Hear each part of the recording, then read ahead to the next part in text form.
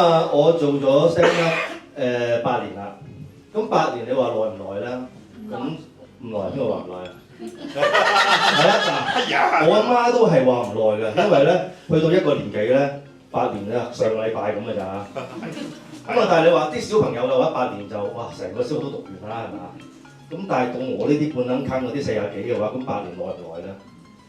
咁我就真係上網睇下8年前嘅香港同8年後嘅香港有乜分別。咁我就發覺咧，原來8年前即係2017年啦。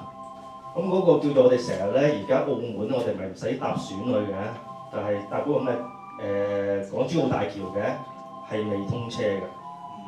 咁音樂界咩咧？音樂界嗰陣時我哋成日講咩叱咤樂壇男歌手啊，嗰陣時嗰個金獎係邊個咧？大家記唔記得？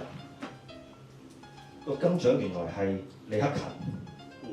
咁當時佢都50歲㗎啦，都叫老來得子㗎啦。因為我心態係咩咧？我終於叫做家嫂變咗個太太啦。喂，你諗下嗰陣時佢係4大天王一齊捱㗎嘛，捱完之後就到許志安。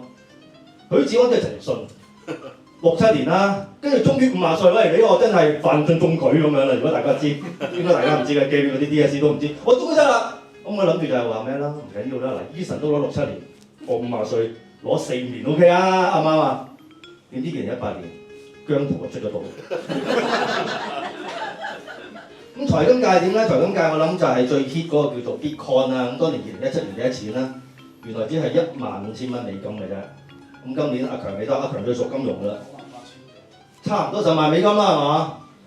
咁如果我同阿強嗰陣時吸啖氣買咗嘅話，我唔喺度講嘢㗎咯，因為我一係發咗達，一係破產。